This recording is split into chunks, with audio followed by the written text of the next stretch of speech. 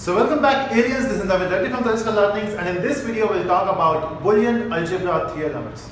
So in this video we'll see some theorems which will be useful for you for further calculations. So let's try to understand what other theorems we have. Again, no one loves theorem, I know that, but then still we don't have a choice here. So let's do it. So the first theorem is, so let's go for the NOT theorem. So we have the theorem for NOT.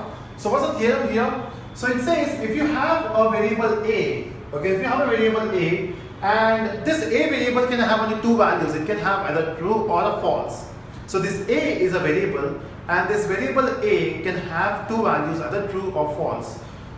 So the theorem is, if you have a bar bar, so now we have a bar, and then above that we have one more bar. So it will give you a. Let's try to prove that. So when you say you have t bar, so when you have t bar, we get f, right?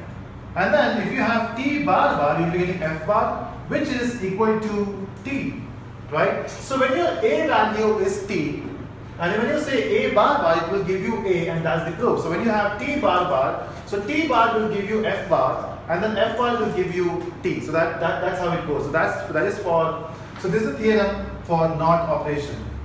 Now we have some more theorems here. Let's go for that. Okay. Now the next one is for OR. So the theorem is, if you have a as a variable, and if you say a plus a, I hope you remember when we use plus for OR, right? So a plus a will give you a. Now again, how to prove this? It's very simple. Just take t plus t will give you t. Or if your a value is f, so we'll say f plus f will give you f, right? So a plus a is equal to a. So the output is dependent upon the value of a. That's why a plus a is a. The next one is a plus 1 is equal to 1. Not a, but a plus 1 is equal to 1. Now how is that possible? When you say a, so let's say if your a value is t, it should not be t, right? Okay. So let's go in this way. So t is 1. Okay. So from now t is 1, so that we can solve this. So we can convert this into 1 as well. So we can say 1 plus 1 is equal to 1, and f would be 0. 0 plus 0 is 0. So if your a is 1, it will be 1. If your a is 0, it will be 0. Perfect, right? What about this? So when you say if your a is 1, 1 plus 1 is 1, right? What if your a is 0? 0 plus 1 is also 1. So it doesn't matter what is your a value, the output will be 1. And you have to remember this. Whatever plus 1 will always give you 1. The next one is we have a plus 0. In this scenario, it's dependent upon your value of a, because if your a is 1, it will give you 1. If your a is 0, it will give you 0. So that's your 0. Now what next? Can we have a plus a bar? So when you say a plus a bar, it will give you 1. So if your a value is 1, your a bar will be 0, right? So 1 plus 0 is 1. And then when your a value is 0, so 0 plus a 1, because a bar will give you 1, right? So it will give you 1. So we have a plus a, which is a plus 1 is 1, a plus 0 is 0, and a plus a bar is 1. Perfect. That's the theorem you have to remember here. Anything else? That's perfect. Now let's go for the AND operation. So we can take AND here. Okay, this is 1. So we have AND. So for AND, what we have is we have a. So in AND we don't use plus, we use dot, right? So a dot a will give you a. Sure, right? Because if your a is 1, 1 dot 1 will give you 1, and if your a is 0, 0 dot 0 will give you 0. The next one is a dot 1. So a dot 1 will again give you 1. It's because, I made a mistake here. It's a plus 0 is a.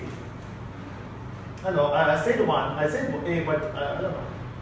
Perfect. So when you say a dot 1 is equal to a, and then you say a dot 0, it will give you 0. Because it doesn't matter what's the value of a, anything dot 0 will give you 0.